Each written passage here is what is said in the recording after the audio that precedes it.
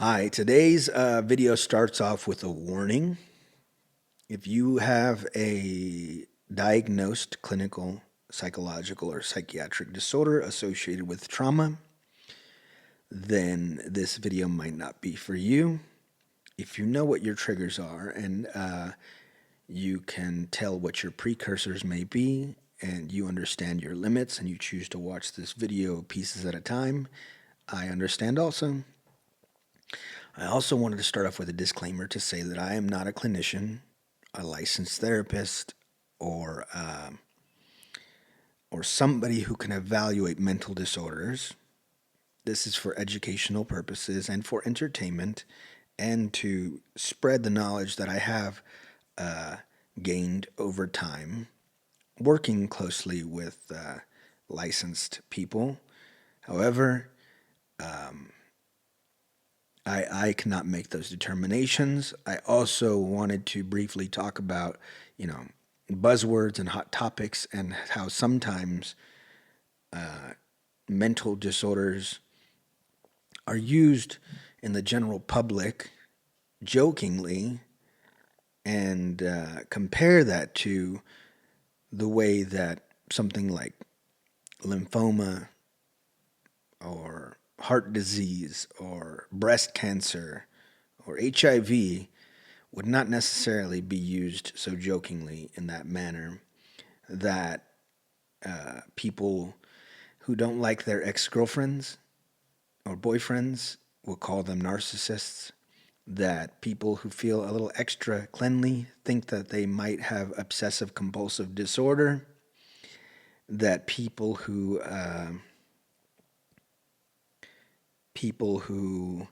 maybe experience different types of attitudes or moods, maybe pointed fingers at, and people will say that they have bipolar disorder. All different things that should be really diagnosed by professional clinicians,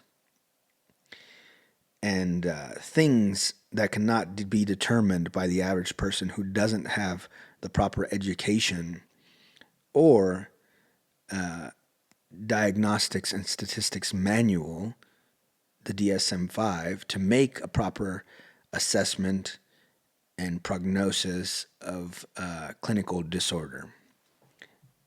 And, well, just think about how you talk about cancer and then compare that to the way that you talk about these other diseases. And I don't know, maybe you might think twice. That's all I got to say about that. I'll start off with the different schools of psychology. You've got educational psychology, cognitive, clinical, neuro, sports, industrial and organizational. You have all of these different schools all intersecting at different places.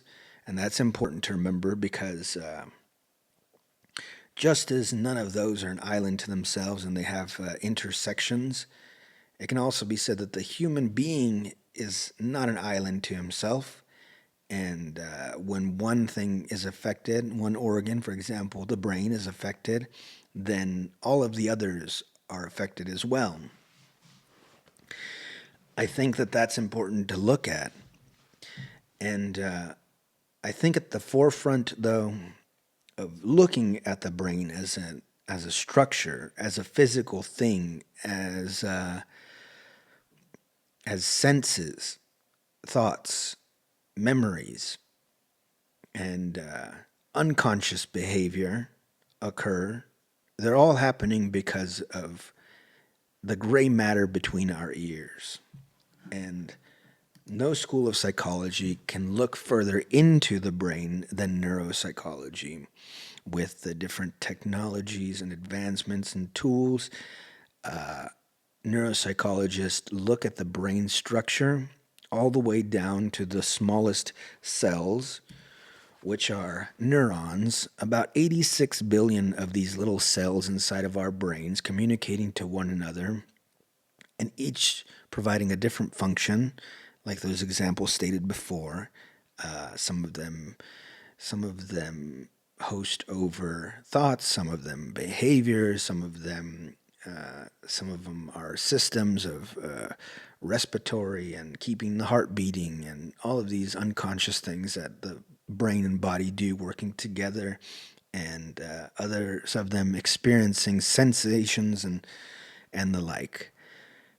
At the heart of each one of these is a little nucleus, and then these brain cells are connected by these axons and synapses, and all of that means that they just got little hands reaching out to one another, and they sit at about negative 70 volts. They register an electrical signal, and when they potentiate or get ready to talk to the other one, they fire off an electrical impulse made of a little chemical cocktail and some minerals, and they send off a signal to the other one.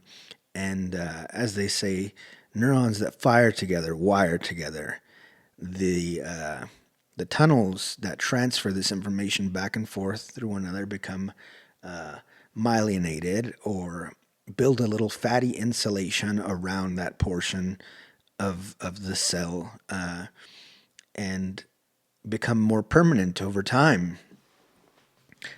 And when the brain cell does this appropriately, everything is okay. When both physical or emotional trauma occur, it reshapes and changes the way that these cells interact, or how they are physically built. And that is definitely part of what may cause physiological and mental disorders and difficulties with a whole host of problems that we see manifest through trauma. The different types of trauma that we do see: traumatic brain injuries. For example, if a soldier goes overseas and is impacted by an enemy's weapon, then of course we're going to see a physical change in the brain, scar tissue, damaged regions, and of each region associated, the person might lose memory or cognitive faculties, or be paralyzed as a result of those neurons no longer speaking to the others the way that they should. In ABI, I think a good example could be that an acquired brain injury can be at childbirth. If somebody has an umbilical cord around their neck and they can't breathe for a prolonged period of time, we might see some brain cells die off and affect the development of that child, and whatever regions it may affect it, delayed speech, or different types of manifestations of that trauma can occur. CPTSD and PTSD, I think with CPTSD, we look not only at a single event, but at prolonged, complex forms of trauma, witnessing domestic violence, childhood abuse, neglect, different things that cause a person later on in life to have emotional regulation issues, difficulties forming relationships and bonds, different things like that. I think right now what we're looking at with PTSD most commonly is individuals coming back from war. I mean, right, we knew from shell shock and Agent Orange and Gulf War syndrome, and now, more commonly PTSD with the OIF veterans, the Afghanistan veterans, just feeling the impacts of events that they experienced, causing changes in their different emotional and cognitive and behavioral norms prior to experiencing the different things associated with not only war, but being in the military in general. CTE, chronic traumatic encephalopathy. That is most notably seen in sports athletes, like football players, and combat athletes, like boxers. We see swelling of the brain because of taking impacts over and over, and then the swelling, and then the lessening of the swelling over and over, of course, causing some kind of impact and physical change to the brain structure. It's it's fairly obvious that you can't go about getting hit in the head too many times before something changes, right? Of course, all of this is subjective.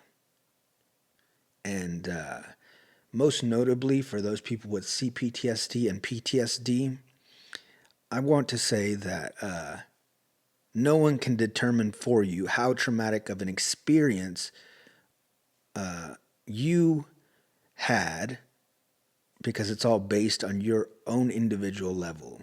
You don't have to necessarily, and this is an issue in the veteran community, that people say, if you weren't necessarily in the front line taking, artillery fire from the sky, as if we were all still in Saving Private Ryan or something, that, you shouldn't go out and try to find a diagnosis for this thing. Listen, any kind of physical, emotional, frightening, stressful, or distressful experience can cause long-term changes of the brain structure and cause disorder and cause issues with brain chemistry. So it is incredibly important that every person go and check on this thing,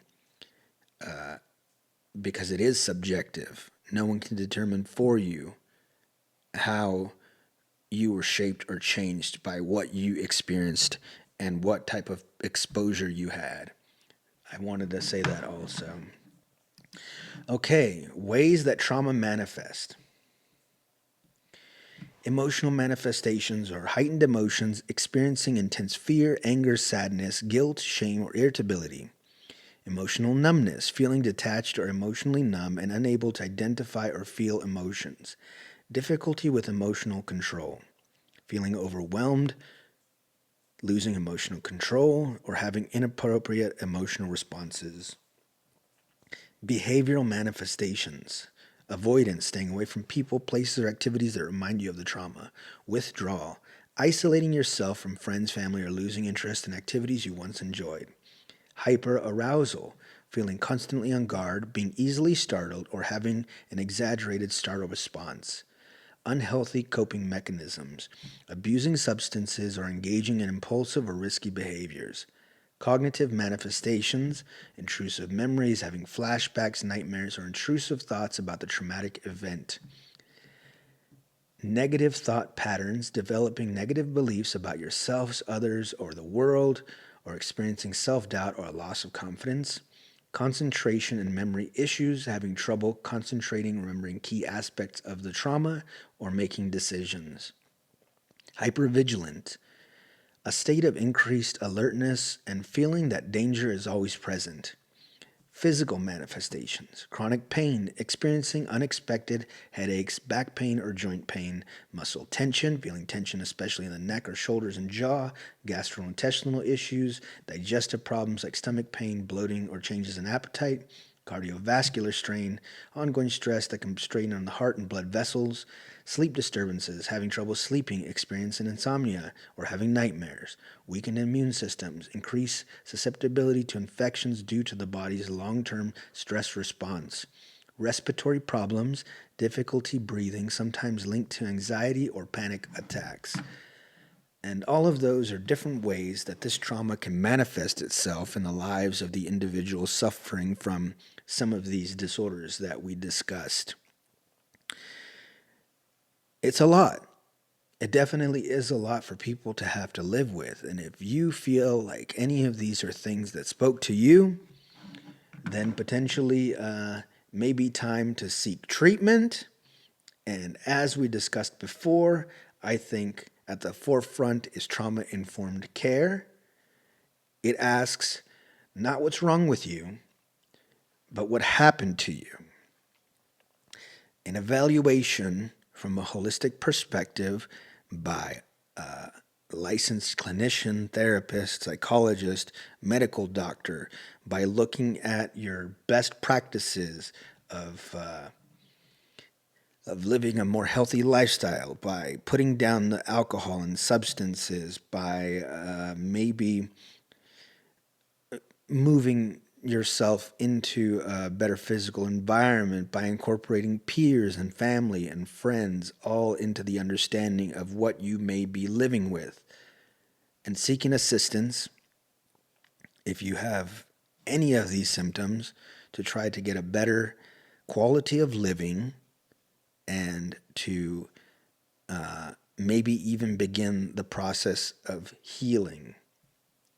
I think what's important to remember and to register here, and that's being looked at every day by different schools of psychology and by neuropsychology, is neuroplasticity. It is the brain's ability to generate new brain cells, the brain's ability to heal itself in ways that were thought to be impossible before.